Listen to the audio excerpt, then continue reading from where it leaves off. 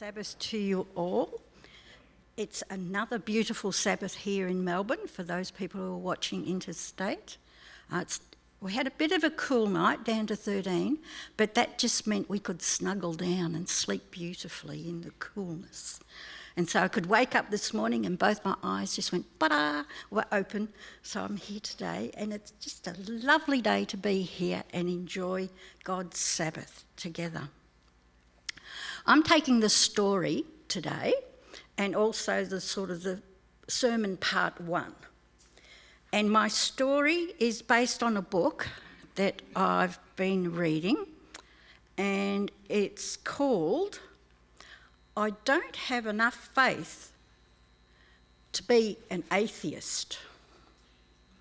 So it's actually rather interesting because quite often as people who believe in a God who creates, we get pitying looks from intellectual peoples and philosophical people that, we allow you, you can choose, but you have to choose faith, whereas we choose science. Can you believe in a God who creates and science? This is a really interesting book, and it's not based from Bible text and that. It's based on interesting arguments and the laws of nature. It says, I don't have enough faith to be an atheist is vintage Norman Geisler, a logical, rational and intellectual defence of the Christian faith. So for those philosophers here who sort of like to nut things out and think things through, I'd highly recommend this book. It is really interesting and has some very compelling arguments in it. Hand it over to Andrew, my handy assistant. Okay. Now, I'd have to thank Catherine, who's not here today. Unfortunately, her daughter and granddaughter are quite ill and she's home looking after them. So we wish them a speedy recovery and that Catherine doesn't catch the bug or whatever it is that they've got. But a few weeks ago, she wrote a story and she used ChatGPT to illustrate it. So I thought, this story I've got here could go well with some illustrations. So of course, I contacted our son in Sydney, to get him to do it for it. And he said, well, Mum, I think it's about time that you sort of tried it out for yourself. I'm sure you could do it. So he encouraged me and showed me through. So the first 3 illustrations of my story are my first attempt at ChatGPT. Okay, I based the story on the chapter called First Life, Natural Law or Divine Awe. 16-year-old Johnny came down from his bedroom and stumbles into the kitchen. If we have the first photo up there, or illustration. So Johnny's come down for breakfast. He goes into the kitchen and there he wants a bowl of his favourite cereal, ABC Crunchy Bits. When he got to the table, he was surprised to see that the cereal box was knocked over and the ABC crunch letters spelled, take out the rubbish, Mum. Now I've converted that from American, from in the book, because we had a MOM and some garbage or trash and things like that. So I've Australianised this message. Take out the rubbish, Mum, was on the table. Recalling a recent high school biology lesson, Johnny didn't think this message was from his mum. After all, he'd just been taught that life itself is merely a product of mindless chemical reactions and natural laws. If that's the case, Johnny thought, why wouldn't a simple message like, take out the rubbish, Mum, be a product of some mindless natural laws as well?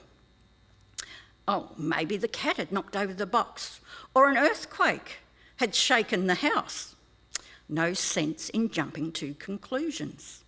Besides, he didn't have time for household chores.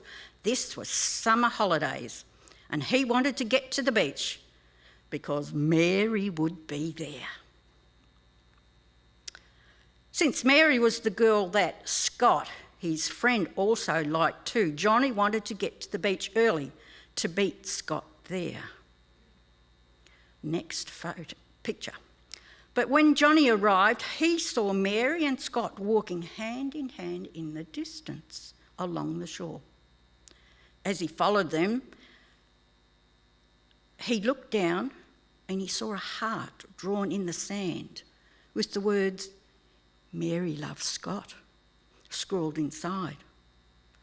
For a moment, Johnny felt his heart sink, but thoughts of his biology class kept him from deep despair. Maybe this is just another case of a natural law at work, he thought. Perhaps sand crabs or an unusual wave pattern just happened to produce this love note naturally. No sense accepting a conclusion he didn't like, and Johnny would just have to ignore the corroborating evidence of the hand-holding in the distance. Comforted by the fact that principles learned in his biology class could help him avoid conclusions he didn't like, Johnny decided to lie down for a few minutes to get a little sun. As he put his head back on his towel, he noticed the next picture. He noticed a message in the clouds: "Drink Coke." The white puffy clouds revealed on the sky blue background. "Oh, that's an unusual cloud formation," Johnny thought. "Swirling winds, perhaps." No, Johnny couldn't play the game of denial any longer. Drink Coke was the real thing. Those who are older would remember that ad campaign from many years ago. A message like that was a sure sign of intelligence. It couldn't be the result of natural forces because natural forces have never been known to create messages. Even though he never saw a plane, Johnny knew that there must have been a skywriter up there recently. Besides, he wanted to believe this message: the hot sun had left him very thirsty. The author suggests that a person would have to be willfully blind to suggest that messages like "take out the rubbish, Mum," and "Mary loves Scott" are the work of natural laws. Yet these conclusions are perfectly consistent with principles taught in most high school and university biology classes today. That's where naturalistic biologists emphatically assert that messages far more complicated are the mindless products of natural laws. They make this claim trying to explain the origin of life. Evolutionists assert that life generated spontaneously from non-living chemicals by natural laws without any intelligent interaction. Such a theory may have seemed plausible to a 19th century scientist who didn't have the technology to investigate the cell and discover the amazing complexity. But today, this evolutionary theory flies in the face of everything we know about natural laws and biological systems. Since the 1950s, advancing technology has enabled scientists to discover a tiny world of awesome design and astonishing complexity. At the same time as our telescopes are seeing further and in far greater resolution out into space, our microscopes are seeing deeper into the components of life. Let's consider so-called simple life, a one-celled amoeba. Evolutionists claim that this one-celled amoeba, or something like it, came together by spontaneous generation, or without any intelligent input. It was generated spontaneously in a warm little pond somewhere in the very early Earth. According to their theory, all biological life has evolved from that first amoeba without any intelligent guidance at all. This, of course, is the theory of macroevolution. There are two sorts of evolution. Macro is the big evolution where you can start with one thing but you end up with something totally different.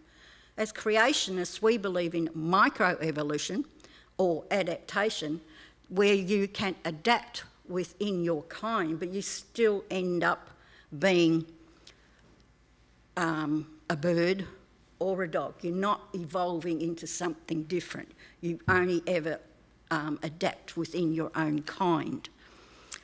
Okay, back to this. That was an aside there.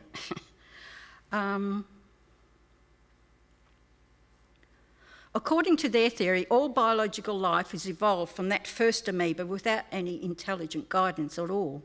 This, of course, is the theory of macroevolution, from the infantile to the reptile to the gentile, or from goo to you via the zoo. Forget the Darwinist assertions about men sharing a common ancestor with apes or birds evolving from reptiles. The supreme problem for Darwinists is not explaining how all life forms are related. The supreme problem for Darwinists is explaining the origin of the very first life. For unguided naturalistic macroevolution to be true, the first life must have generated spontaneously from non-living chemicals. Unfortunately for Darwinists, the first life, indeed any form of life, is by no means simple.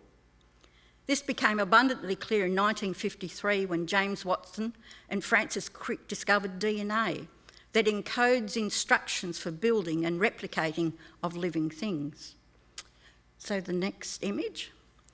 DNA has a structure that looks like a twisted ladder.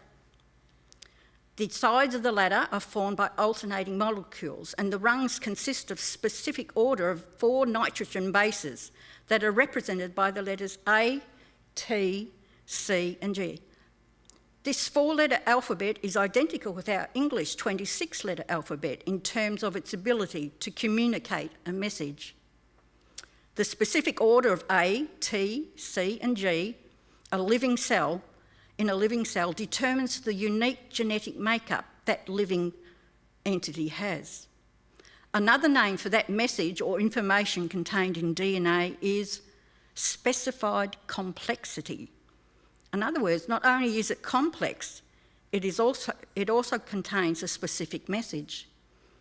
For those paying attention to my first image about the cereal boxes, I wonder if you noticed there was a bit of inconsistency, a bit of a mistake in it. We had a box with the ABC on it, but then the box that actually was tipped over was also an ABC letter thing. So I don't know how many people have 2 boxes of the same cereal on the same table. I should have been more specific with my instruction in what I told GPT to illustrate. And that's what this is saying, that you have to be very specific about the message that is being included. The incredible specified complexity of life becomes obvious when you consider the message found in the DNA of a one-celled amoeba, a creature so small that several hundred could be lined up to in an inch. Staunch Darwinist Richard Dawkins, a professor of zoology at Oxford University, admits that the message found in just the cell nucleus, not the whole cell, just the centre of that cell, of one of these tiny amoeba is more than 30 volumes of the Encyclopaedia Britannica combined. Now, this is just proving that the book was written a couple of decades ago, because how many of our students now know what an encyclopedia is and how big that is? For those who don't know, it is before the internet and Google and Wikipedia, we used to have books that you would go to starting from A, and it'd have all the information for reference material, and it'd have all the volumes going through every letter until you got to Z. So there was a huge amount of information in just one set. And even Richard Dawkins says that you have 30 of these sets of information in the nucleus. So I don't know that our mind can really comprehend how much information that is. Today would be the equivalent of perhaps if you went to Wikipedia, how much information is contained in that. In other words, if you were to spell out all of the A, T, C and G in the supposedly simple amoeba, the letters would fill over 1,000 sets of an encyclopedia. Huge, huge numbers. Our mind gets a bit boggled, I think, by that sort of thing. Now, we must emphasise that these 1,000 encyclopedias do not consist of random letters, but of letters in a very specific order, just like real encyclopedias. So here's the key question for Darwinists like Dawkins. If simplistic messages like "take out the rubbish, Mum," or "Mary loves Scott," or "drink Coke" require an intelligent being to be made, then why doesn't a message 1,000 encyclopedias long also require one? The Bible tells us that if we look, we will see the evidence of God when looking at nature. Romans 1:19 and 20, and this is from the Message translation, says, "But the basic reality of God is plain enough. Open your eyes and there it is. By taking a long and thoughtful look at what God has created, people have always been able to see what their eyes as such can't see. Eternal power, for instance, and the mystery of his divine being, so nobody has an excuse." Although so much beauty and exquisite design can still be seen today, there is also much decay and cruelty present. In today's world, I've heard on several occasions the great naturalist David Attenborough comment and say that he cannot accept God is a God of love when he can create some of this cruelty, and he gives the example of a worm going into the eye of a child and that.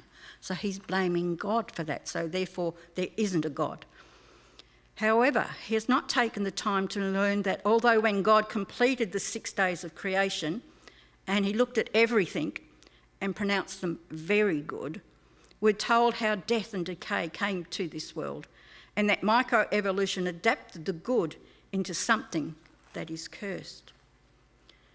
Ellen White, a Christian writer, wrote, "Although the earth was blighted with the curse, nature was still to be man's lesson book. It could not now represent goodness only, for evil was everywhere present, marring earth and sea and air with its defiling touch. Where once was written only the character of God, the knowledge of good, was now written also the character of Satan, the knowledge of evil. From nature, which now revealed the knowledge of good and evil, man was continually to receive warning as to the results of sin." My story, put in other words, is summed up by a saying that will be put up now. I'm not sure who actually said it, but I thought it was very interesting. "It is absurd to complain that it is unthinkable for an admittedly unthinkable God to make everything out of nothing, and then pretend that it is more thinkable that nothing should turn itself into everything." In part 2 of the sermon, Andrew will be presenting some fascinating animals and how God has created them with unique design features to help their survival. If we take time to learn about them, we will be able to discover the evidence of an intelligent, loving God.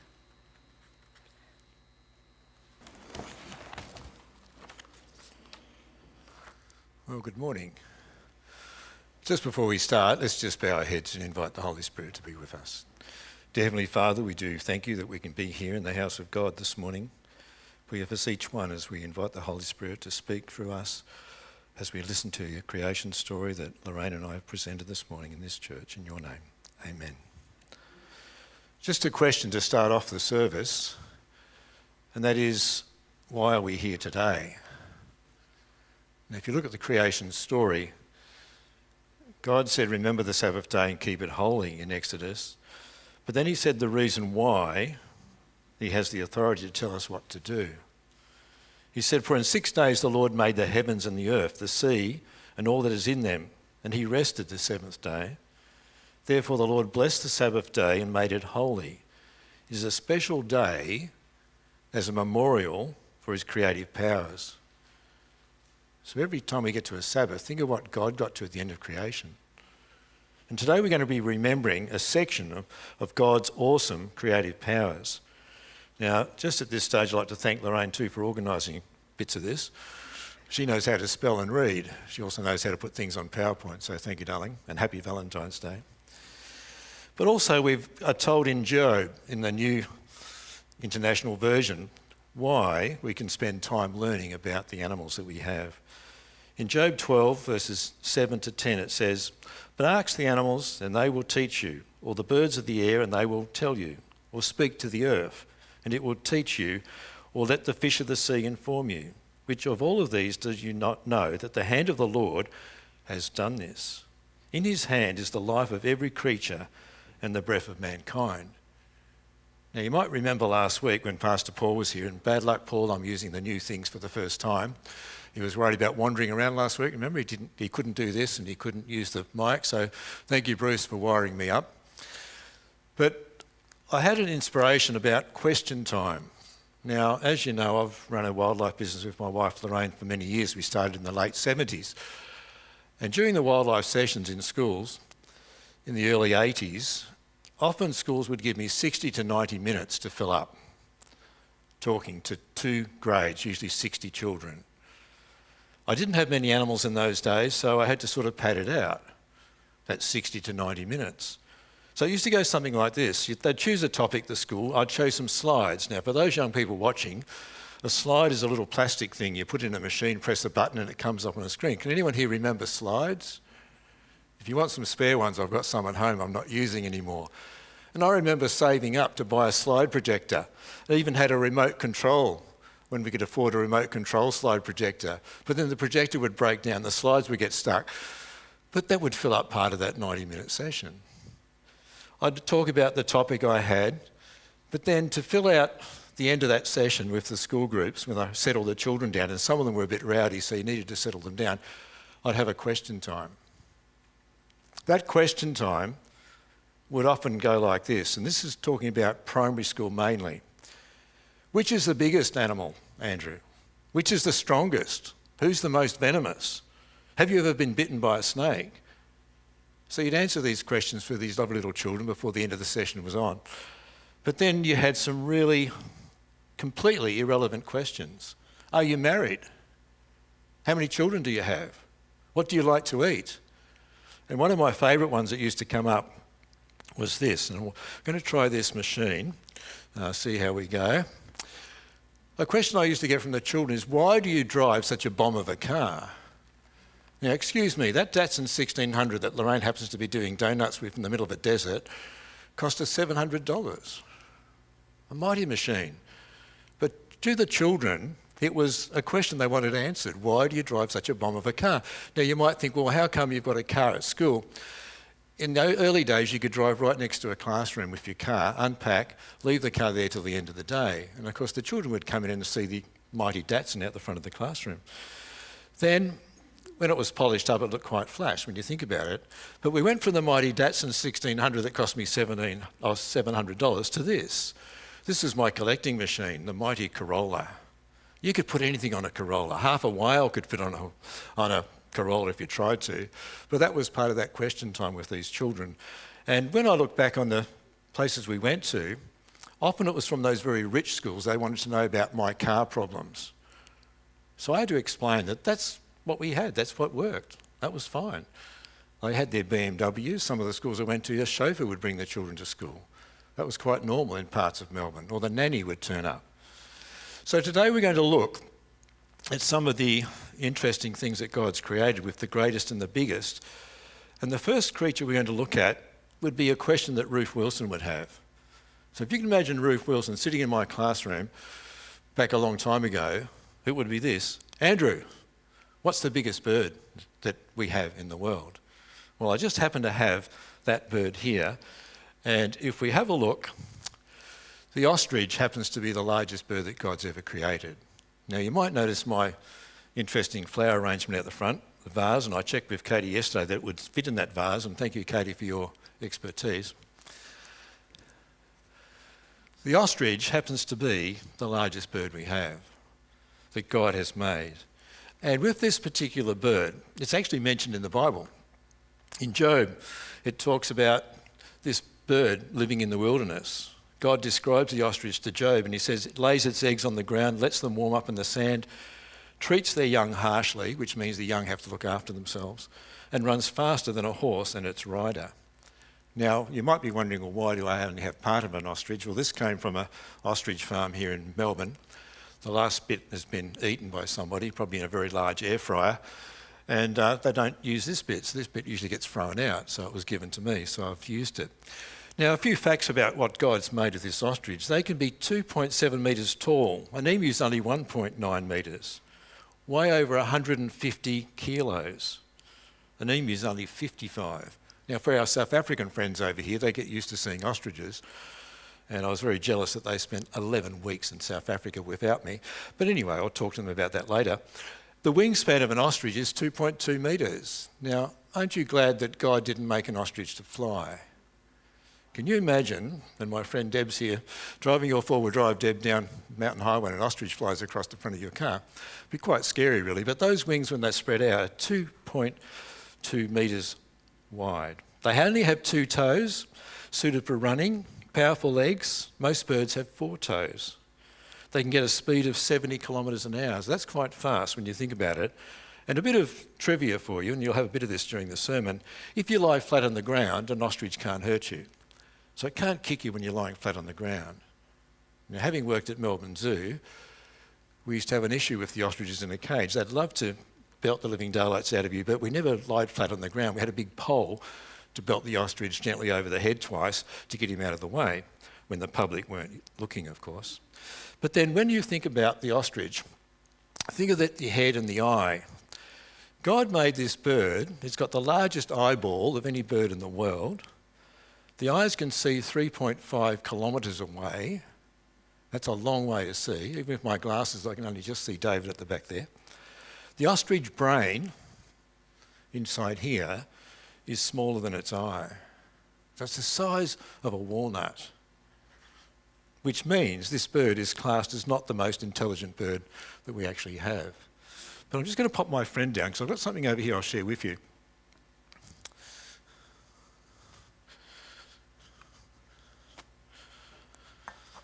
From our extensive egg collection at home, this is the ostrich egg. It'll weigh 1.4 kilos. That's the emu egg in comparison. But the strength of that egg, when it's full, you can stand a person that weighs 114 kilos on the top of that egg. That's how strong it is, which is massive. It takes 2 hours to hard boil that egg. 2 hours to hard boil it. And when you taste it, apparently it's creamier than chicken. Now, when at the zoo, the keepers used to grab these eggs from the ostrich cage because they knew they weren't fertile, and they'd take them home and boil them up and make big omelettes out of them. I never got that experience. I used to just borrow the eggs from my egg collection.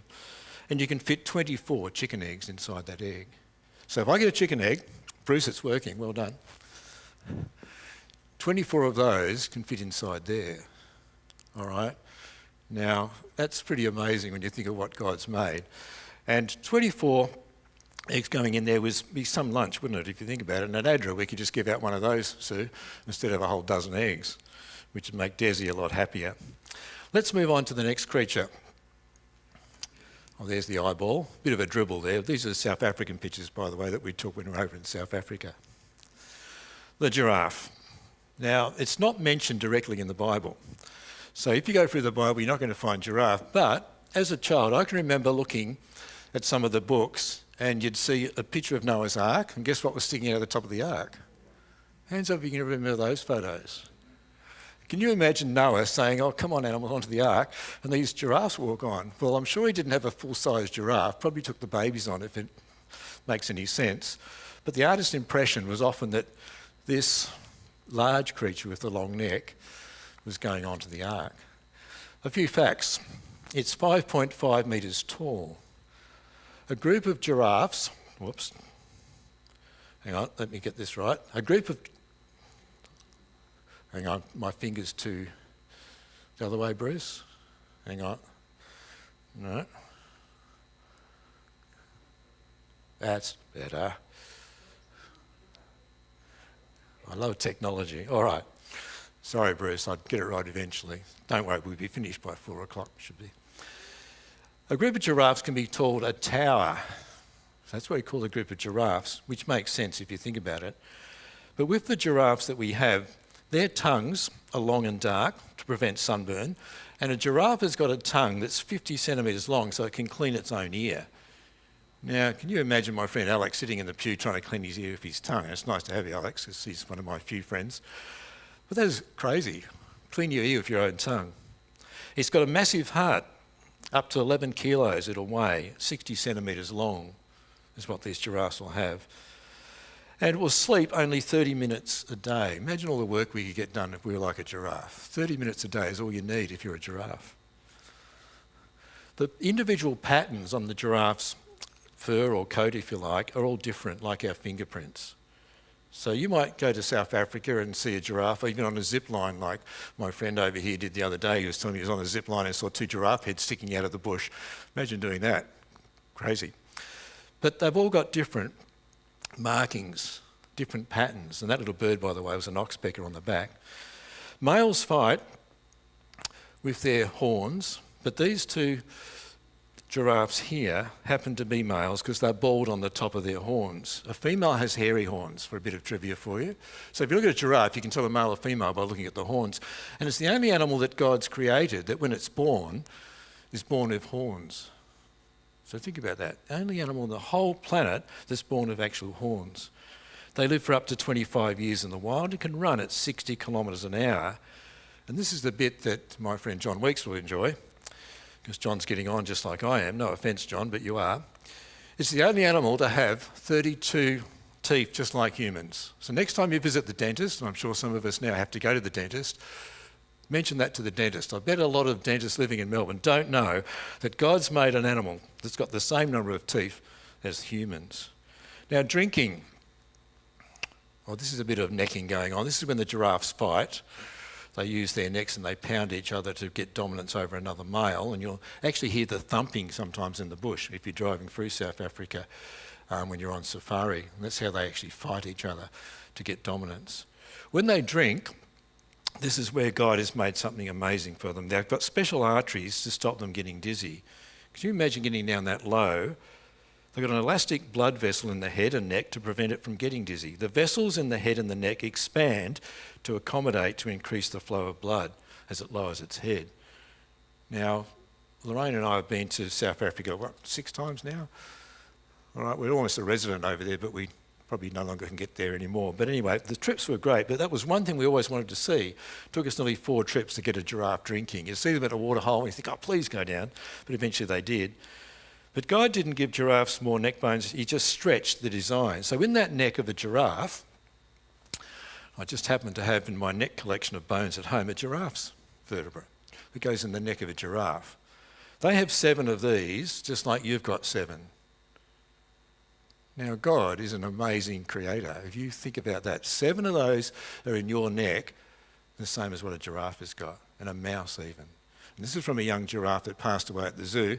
And as a zookeeper, when something passed away, you got to see the right keeper, and you got to keep bits and pieces if they didn't want it.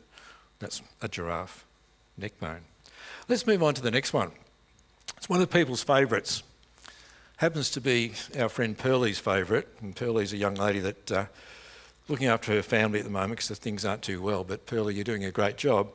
And she said this is one of her favourite creatures, the elephant.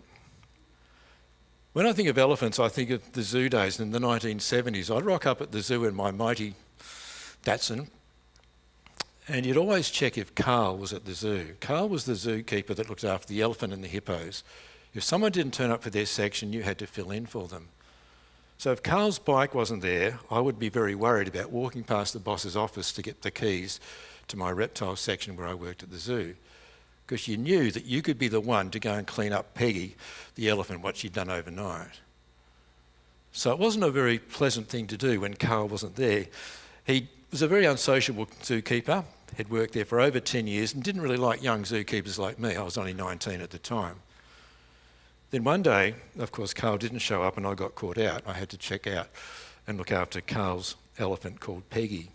Now, Peggy arrived in 1939 as a baby with another young elephant called Betty. And it wasn't until the 1950s and early 60s they gave rides. Now, I don't know whether any of you here remember there were elephant rides at the Melbourne Zoo until Diane can remember. Thank you, Diane. But then that was changed because of safety reasons, and also another elephant called Queenie earlier on in the piece had actually killed a keeper, accidentally of course. So they decided to stop those rides.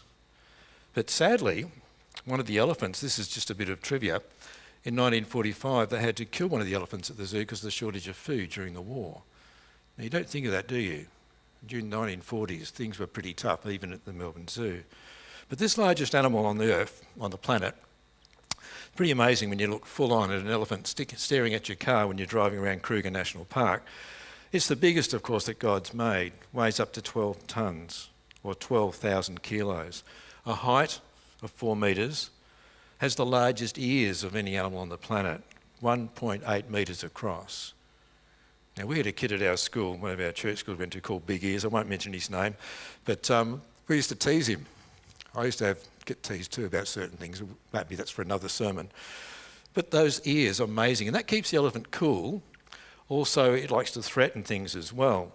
But then you'll notice with the tusks of an elephant, the tusks of an elephant are actually part of their elongated incisor teeth. They grow continuously through the elephant's life, approximately 17 centimetres each year. So that's quite a bit if you think about it. The longest tusk ever recorded were 3.5 metres, and the heaviest one tusk was 120 kilos. So can you imagine carrying that around on your nose, basically, or near your nose? That's what the tusks were on the elephant. And of course, we know about the ivory trade. We won't go into that today. But let's have a look now with the elephant's trunk. Happens to be the largest nose that God's ever put on a creature, 2.5 metres long. Now, my family on the Standish side used to be teased because they are large noses, but hey, that's okay, I don't mind. But the trunk, 2.5 metres. There's approximately 40,000 muscles in each trunk and over 100,000 muscles in the whole body. You as a human have only got 600 muscles in your whole body.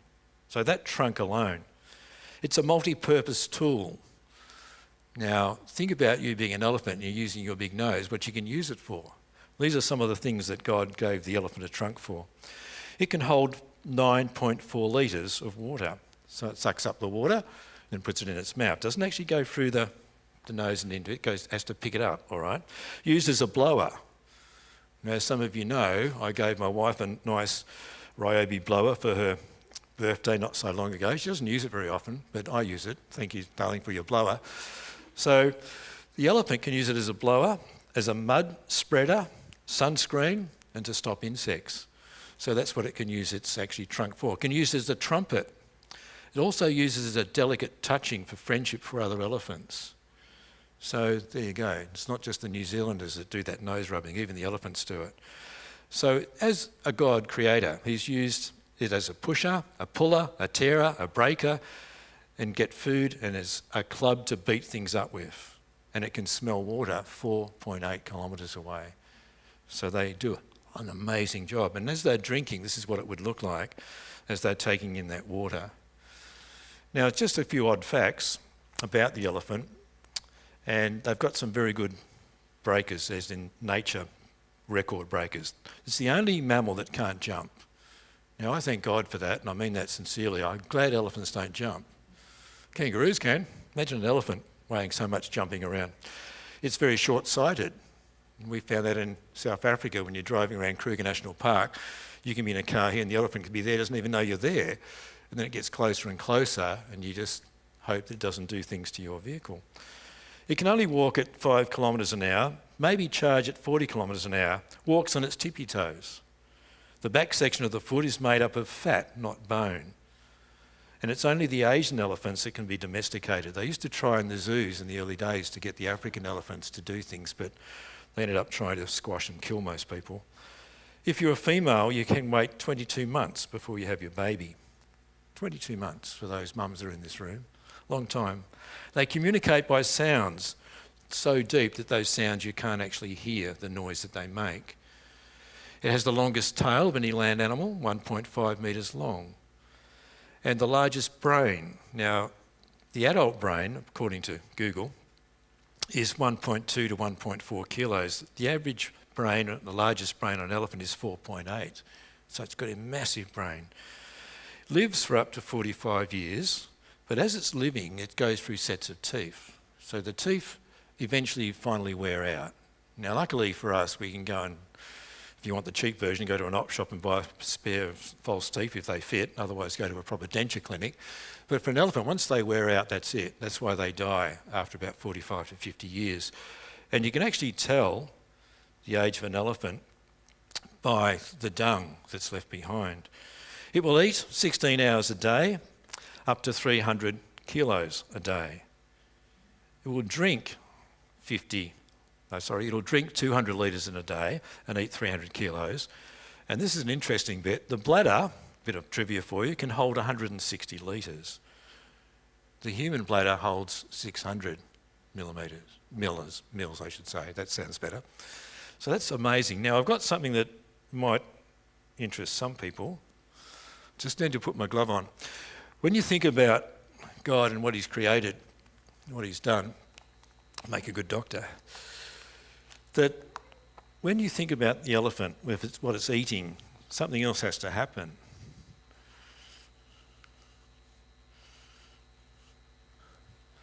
All right, it can only digest a small amount of what it eats, so the waste is quite amazing. But the benefits of an elephant dropping scats all over South Africa is that one pile of dung can feed up to 13,000 dung beetles. So you've got your dung beetle looking forward to finding your elephant dung. One elephant can sustain up to 2 million beetles daily. So that's pretty amazing. And it poops 12 to 15 times a day, 135 kilos. So that's why at the zoo, when I had that job of looking after Peggy and she was an Asian elephant, I didn't enjoy it. Wheelbarrow load of you-know-what, and then had to go and get another wheelbarrow of you-know-what. But that's what they actually do. And this comes from my scat collection. So I thought I'd share that with you. But in South Africa, as only our two South African friends over here who are smiling would know. Oh, and Elizabeth. Yeah, well, I was sort of looking in that direction. Sorry, Elizabeth. In South Africa, and they will know what I'm getting to next, they've made use of the elephant dung. It's not just looking after the beetles that causes things to go better out in the wild, but they do this.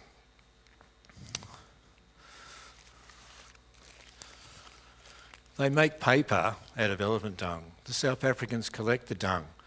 And what they do, they wash it to remove the sand from that scat, boil it to remove any odour, mix it with recycled newspapers and cardboard and coconut hush, pulp it, spread it on screens and dried it out to make texture paper. So it's made into paper. And you can go to South Africa to most places and buy your own elephant paper, which is pretty interesting that you can recycle such a thing. And in the Bible, elephants aren't mentioned, but in Psalms there's actually mentioned as a coney or a hyrax, which is related to the elephant, if you want to look it up sometime in Psalms and also Proverbs. And also going back to Noah loading that ark. Imagine Noah looking at a great big elephant coming onto the ark, but as we probably have worked out, it was probably baby elephants that would have come on, because if you need so much food, just the storage in the ark would have been just crazy if you stop and think about that. The last one we're going to talk about, which is the biggest, is the blue whale. Now, you might have remembered that picture before of the Corolla having the whale bones on it. That's how you had to bring your whale bones home. But God created the largest creature that's ever lived. The blue whale, just a few facts for you quickly, as you can see there, weighs between 130,000 and 150,000 kilos, the largest creature that we've ever known, bigger than the dinosaurs. It contains over 356 bones. One vertebra alone can weigh up to 100 kilos. Does anyone know how many bones in the human body? 206. 33 vertebra, not 52 like the blue whale. The length can be up to 30 metres. The total weight, as we can see here, is huge compared to the average human of 62 kilos. The brain is twice the size of a human's, 7 kilos, and less than 1% of the body mass. But the sperm whale is another whale that we have that is probably more relevant to us here in Australia, because we don't get many blue whales. It's the whale that's got the really odd-looking head shape, all right? And it's a tooth whale. And with the whales, as some of you would realise, as people have studied them over the years, to get the age of a whale, there's two things you can do. The first one you can do, all right, this comes from a small whale, is dig out the ear bone of the whale. And inside the ear bone, guess what's inside an ear? Wax. All right. If you take the wax out of an ear bone of a whale and cut it up, you can tell by the rings in the wax how old that whale's been. So that's how the scientists work it out. They go for the ear bone. That comes from a small killer whale. And the other way of doing it is to do this. If you've got a tooth whale, you actually cut the top of the whale tooth, and the rings in the top will give you the age of that whale. So that's how people have worked out the ages, by using things like that. And if we think about this massive blue whale, its heart is the largest of any animal on Earth, can be the size of a small car and weigh over 450 kilos, which is massive. And if you think about the blood vessels in this creature, apparently part of that blood that's getting pumped around the whale, I just find the aorta is large enough for a human to crawl through. So just imagine that, crawling through the middle of a whale. Now, we sometimes think about the story of Jonah, and what was Jonah swallowed by? A big fish, all right? Most people argue it probably wouldn't have been a whale, because a whale's got a very small throat. And the other thing about the whale, of course, is this. If you think of the whales that have got baleen, there's no way that you'd fit in the mouth of one of these baleen whales. So some whales have got teeth, some have what they call like a filter feeding, and they use their sounds as well. It clicks, whistles, pulse calls, vocalisations, different songs, different types of whales, which can be heard 16,000 or 1,600 kilometres away, which is a long, long way if you think about it. And the baleen you can see here hanging from this southern right whale, it looks like this.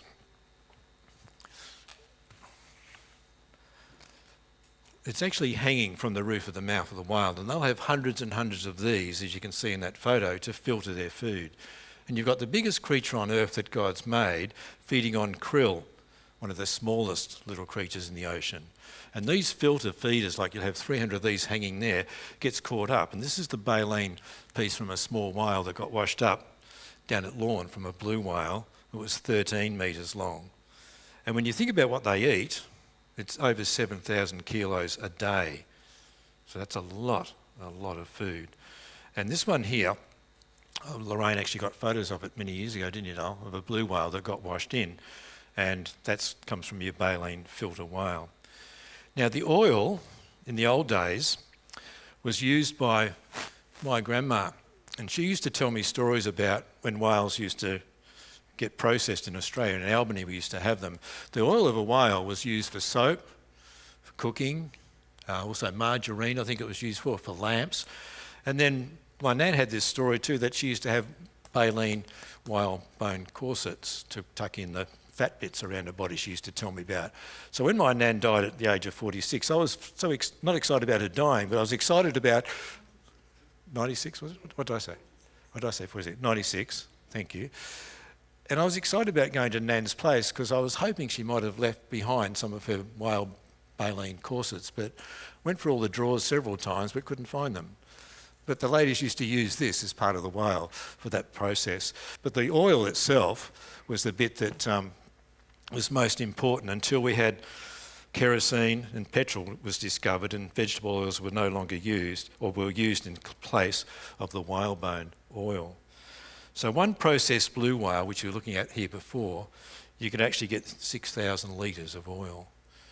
So that's a lot of oil if you come to think about it. And the blubber was over 50 centimetres thick. Now, through creation, we should be able to become acquainted with our God. We can see his wisdom, his knowledge, his love. And if we look at these creatures, his master as a designer. And what we'll do at the end of the service, after the benediction, I won't be going to front to shake hands, although I did put a glove on, you might have noticed. I'd like you to come up and have a look at some of these things. And in Genesis 2, verse 15, it says, we are to be stewards of the earth, summoned by God to work it and to take care of it. And in Psalms, it also emphasises the beauty and wonder of God's creation, reinforcing the idea that we should cherish and also protect our environment, which is more important than ever now when you think of the bushfires, the devastation that Sue was telling me about, and the wildlife that suffers. And God's created nature for us is a gift from him. By us enjoying it, we can show God that we appreciate the gift that he has given to each one of us.